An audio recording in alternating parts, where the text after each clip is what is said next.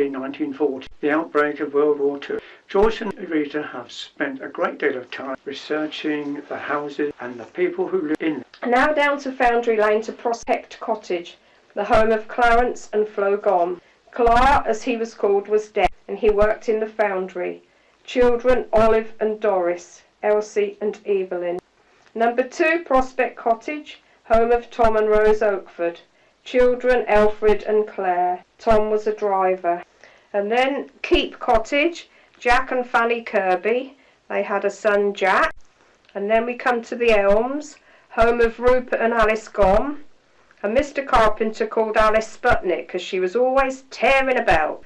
And the Thatch, which is now burnt down, which was the home of the Dormers. And I think Beat and Madge lived there, but that's something I'm not too sure about.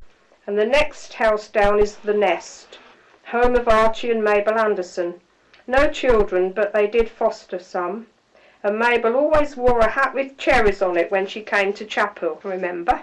Amen Corner 1, the home of Mrs. Harvey. Amen Corner 2, the Harmons, son and daughter-in-law, and I think the son killed himself on the railway line. But that's something I'm still not too sure about. Now to the other side of the road, to College Farm, the home of Ernest and Daisy Smith, a working farm. And behind that there were fields that housed caravans. We now come to Foundry Cottage, home of Fred Baker and Constance, children Graham, Jenny and Jeff. Graham and Jeff worked in the foundry, and Jenny trained as a children's nurse and became nanny to the Fawcett children. And Jeff worked in the foundry in later years. And the foundry itself was run by Fred Baker. And I asked Aunt what the foundry were making during the war, and she said she spent many hours melting brass, and she had to blow the bellows. This again was for the war effort. We now come to 10 Acres, which is now demolished. This was the home of Jack Fawcett and his wife Christine. He was a conscientious objector. He kept a small holding, later became the poultry packers, and then Christmas meats. Behind that was a bungalow that is now demolished. It's now called Beggar's Roost. This was the home of the Pearmans, Sally Pearman and Bert and Ida. The tin house, this is one I'm a bit confused about. As far as I know, this is sort of right. Number 1 was the home of Harold Lacey and his wife Dorothy. Now Harold was known as Bunny, and it was well known that Dorothy would take the labels off tins and sometimes would make his sandwiches with cat food. Children, Maureen, Derek, Mandy and Roy. And I can always remember her old-fashioned pram. In fact, we borrowed it for one of our do's in the village. And then tin house number 2 was the Oxlade. Now back to the opposite side of the foundry. And this is Corner Cottage, the home of Albert and Bertha Barefoot. Children, Frida, Olive, Owen. Albert was a chair worker and a very good cricketer. Later it became home of Elsie and Phil Attridge. And number 2 was the home of Jane Ginger, and she took snuff. Anything to say, Doug, on that? Not really. Okay. And then number 3 was the home of Bert and Rose Dormer. Yew Tree Cottage became the home of Dennis and his wife Olive, and I can't remember his surname. And behind that was Well Cottage. This was the home of Charlie and Alice Dormer. Charlie had lost his sight. He had children Percy and Ivy. Charlie had a braille watch, and he loved to show it to the children to get them to tell the time. And I'm told that Alice was so poor she would push a cart into Wickham walking. She walked there and back with produce just to sell. Foundry Cottage, now called Granny's, was the home of Kilburn and Julie Gom, and they had one daughter, Constance. West Cottage was the home of evacuees, as far as I can find out. It was let to the RAF. Number 1 Randall's Hill was the home of the Rag Morleys, and Ted Danvers, I think, also lived there for a time. And number 2 Randall's Hill was the home of Len and Edie Rickson.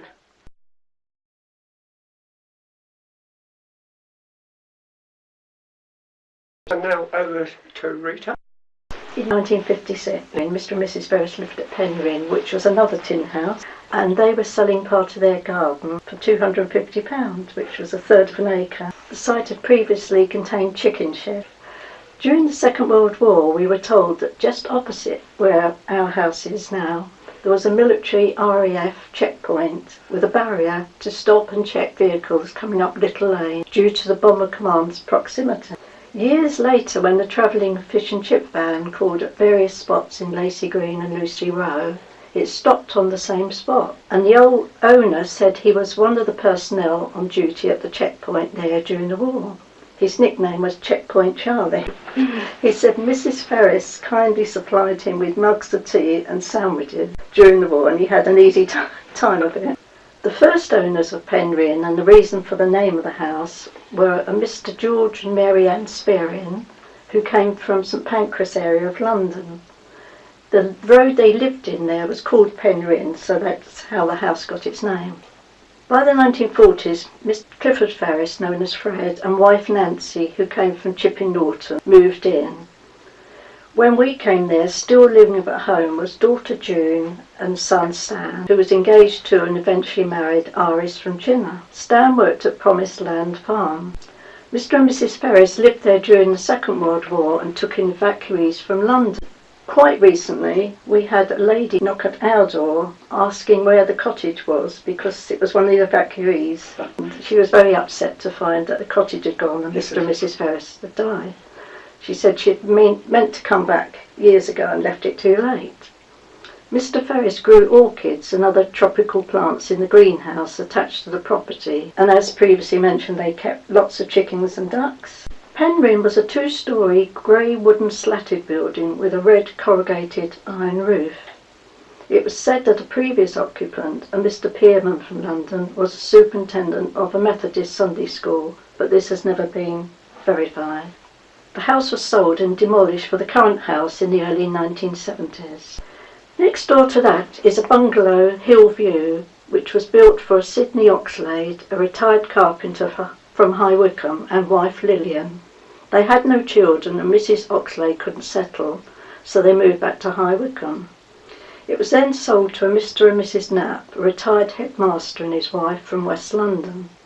The current occupants, Linda Stone and her husband and two daughters, was the great niece of Mrs. Knapp. Next to that was a bungalow called Longview, which was built for Miss Dorothy Lockton.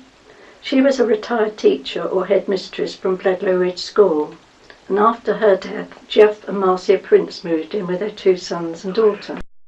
When they relocated up north, the property was bought and occupied for a short while by Mr. Christmas of the meat factory at Lucy Road.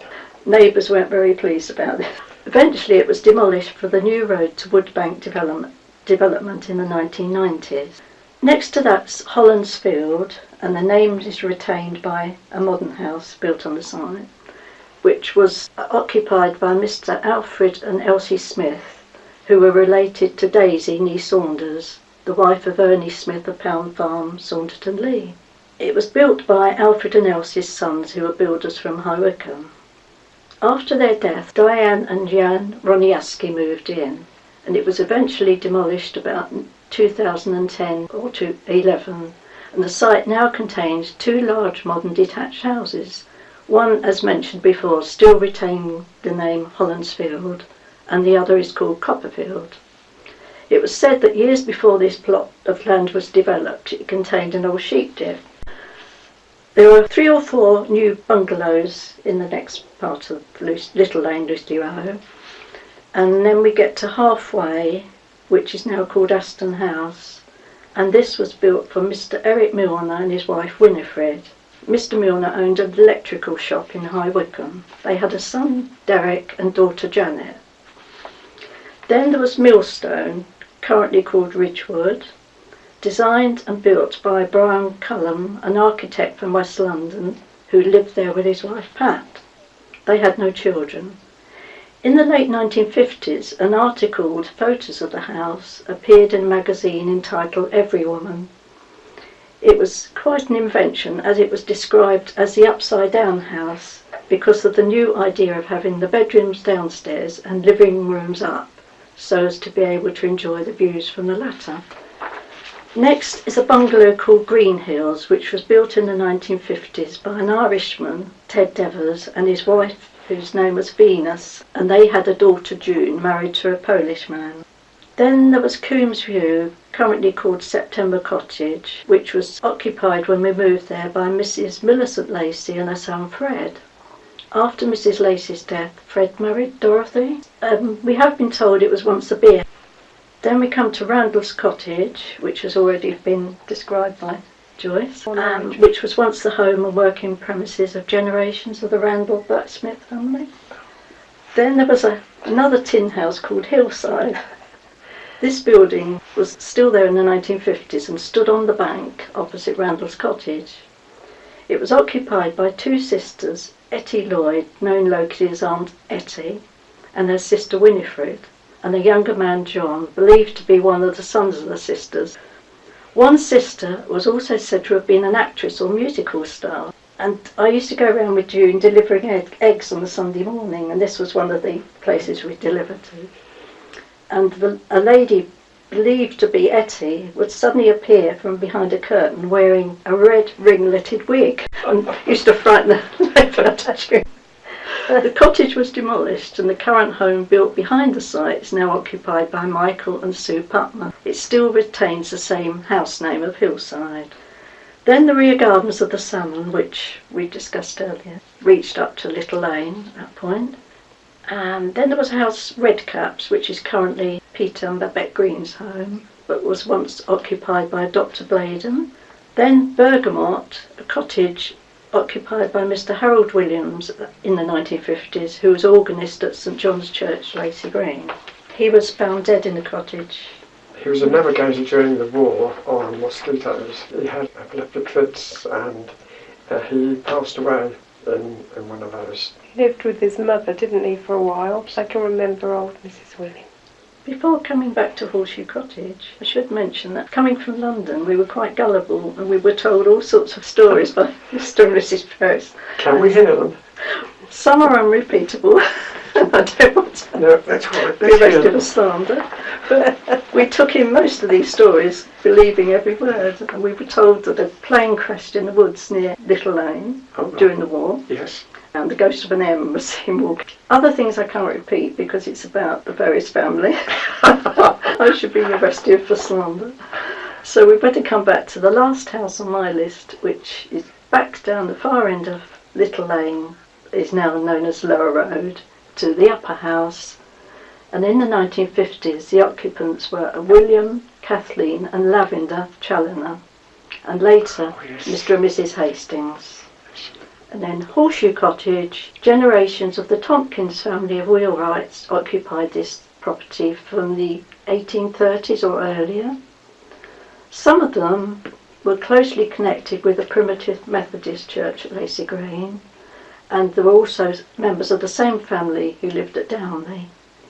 About 1955, the property was bought and occupied by Mr. Wyndham and Diane Bradley, renamed from Sunnyside to Horseshoe Cottage. I seem to recall Tom Weller used to live there. Yes. Do you recall that? That's right. And just looking over the wall, it's got pigs and all sorts of things there.